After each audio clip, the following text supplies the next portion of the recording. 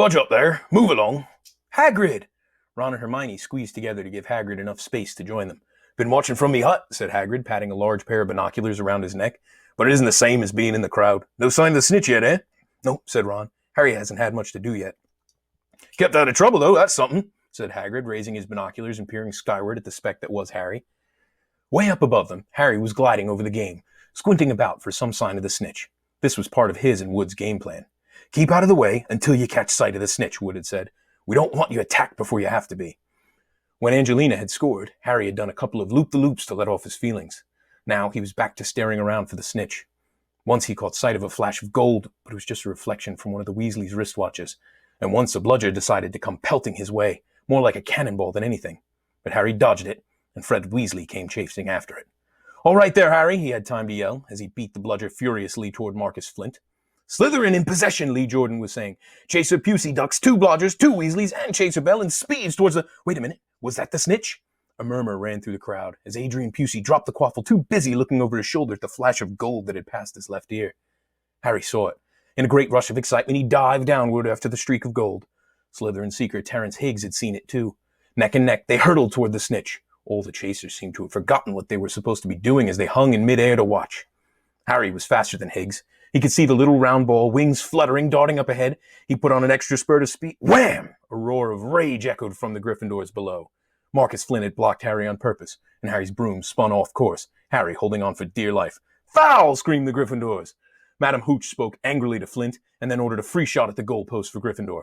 But in all the confusion, of course, the golden snitch had disappeared from sight again. Down in the stands, Dean Thomas was yelling, Send him off, ref! Red card! What are you talking about, Dean? Said Ron. Red card, said Dean furiously. In soccer, you get shown the red card and you're out of the game. But this isn't soccer, Dean, Ron reminded him. Hagrid, however, was on Dean's side. They ought to change the rules. Flint could have knocked Harry out of the air. Lee Jordan was finding it difficult not to take sides. So, after that obvious and disgusting bit of cheating, Jordan, growled Professor McGonagall. After that open and revolting foul, Jordan, I'm warning you. All right. Flint nearly kills the Gryffindor seeker, which could happen to anyone, I'm sure. So, a penalty to Gryffindor, taken by Spinette, who puts it away, no problem, and we continue play. Gryffindor still in possession. It was as Harry dodged another bludger, which went spinning dangerously past his head, that it happened. His broom gave a sudden, frightening lurch. For a split second, he thought he was going to fall. He gripped the broom tightly with both his hands and knees. He'd never felt anything like that. It happened again. It was as though the broom was trying to buck him off. But Nimbus 2000s did not suddenly decide to buck their riders off. Harry tried to turn back toward the Gryffindor goalposts. He had half a mind to ask Wood to call time out, and then he realized that his broom was completely out of his control. He couldn't turn it. He couldn't direct it at all. It was zigzagging through the air and every now and then making violent swishing movements that almost unseated him. Lee was still commentating. Slytherin in possession. Flint with the quaffle. Passes Spinette. Passes Bell. Hit hard in the face by a bludger. Hope it broke his nose. Only joking, Professor. Slytherin score! Oh no. The Slytherins were cheering. No one seemed to have noticed that Harry's broom was behaving strangely. It was carrying him slowly higher away from the game, jerking and twitching as it went. Dunno what Harry thinks he's doing, Hagrid mumbled. He stared through his binoculars. If I didn't know better, I'd say he lost control of his broom, but he can't have. Suddenly, people were pointing up at Harry all over the stands. His broom had started to roll over and over, with him only just managing to hold on. Then the whole crowd gasped. Harry's broom had given a wild jerk, and Harry swung off it. He was now dangling from it, holding on with only one hand. Did something happen to it when Flint blocked him? Seamus whispered. Can't have, Hagrid said, his voice shaking. Can't nothing interfere with broomstick except powerful dark magic. No kid could do that to a Nimbus 2000. At these words, Hermione seized Hagrid's binoculars, but instead of looking up at Harry, she started looking frantically at the crowd. What are you doing? Moaned Ron, gray-faced. I knew it, Hermione gasped. Snape, look! Ron grabbed the binoculars. Snape was in the middle of the stands opposite them. He had his eyes fixed on Harry and he was muttering non-stop under his breath. He's doing something. Jinxing the broom, said Hermione. What should we do? Leave it to me.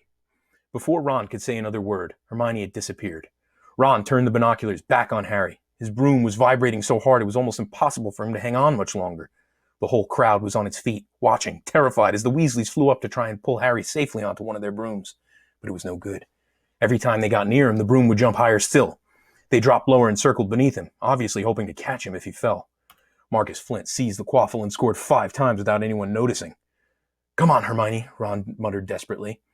Hermione had fought her way across the stands to where Snape stood, and was now racing along the row behind him. She didn't even stop to say sorry as she knocked Professor Quirrell headfirst into the row in front. Reaching Snape, she crouched down, pulled out her wand, and whispered a few well-chosen words. Bright blue flame shot from her wand onto the hem of Snape's robe. It took perhaps 30 seconds for Snape to realize that he was on fire. A sudden yelp told her she had done her job. Scooping the fire off him and into a little jar in her pocket, she scrambled back along the row. Snape would never know what had happened. It was enough. Up in the air, Harry was suddenly able to clamber back onto his broom. "Neville, you can look," Ron said. Neville had been sobbing into Hagrid's jacket for the last 5 minutes. Harry was speeding toward the ground when the crowd saw him clap his hand to his mouth as though he was about to be sick. He hit the field on all fours, coughed, and something gold fell into his hand. "I've got the snitch!" he shouted, waving above his head, and the game ended in complete confusion. "He didn't catch it! He nearly swallowed it!" Flint was still howling 20 minutes later, but it made no difference. Harry hadn't broken any rules, and Lee Jordan was still happily shouting the results. Gryffindor had won by 170 points to 60. Harry heard none of this, though. He was being made a cup of strong tea back in Hagrid's hut with Ron and Hermione. "It was Snape," Ron was explaining. "Hermione and I saw him. He was cursing your broomstick, muttering. He wouldn't take his eyes off you." "Rubbish," said Hagrid, who hadn't heard a word of what was going on next to him in the stands. "Why would Snape do something like that?" Harry, Ron, and Hermione looked at one another, wondering what to tell him. Harry decided on the truth. "I found out something about him," he told Hagrid. "He tried to get past the three-headed dog on Halloween. It bit him. We think he was trying to steal whatever it's guarding." Hagrid dropped the teapot. "How do you know about Fluffy?" he said. "Fluffy?" "Yeah, he's mine. Bought him off a Greek chappie I met in the pub last year. I lent him to Dumbledore to guard the—" "Yes," said Harry eagerly. "Now don't ask me any more," said Hagrid gruffly. "That's top secret, that is." "But Snape's trying to steal it." "Rubbish," said Hagrid again. "Snape's a Hogwarts teacher. They do nothing of the sort." "So why did he just try and kill Harry?" cried Hermione. The afternoon's events certainly seemed to have changed her mind about Snape. "I know a jinx when I see one, Hagrid. I've read all about them. You've got to keep eye contact, and Snape wasn't blinking at all. I saw him." "I'm telling you, you're wrong," said Hagrid hotly. "I don't know why Harry's broom acted like that, but Snape wouldn't try and kill a student. Now listen to me, all three of you. You're meddling in things that don't concern you. It's dangerous. You forget that dog, and you forget what it's guarding. That's between Professor Dumbledore and Nicholas Flamel." "Aha," said Harry. "So there's someone called Nicholas Flamel involved, is there?" Hagrid looked furious with himself.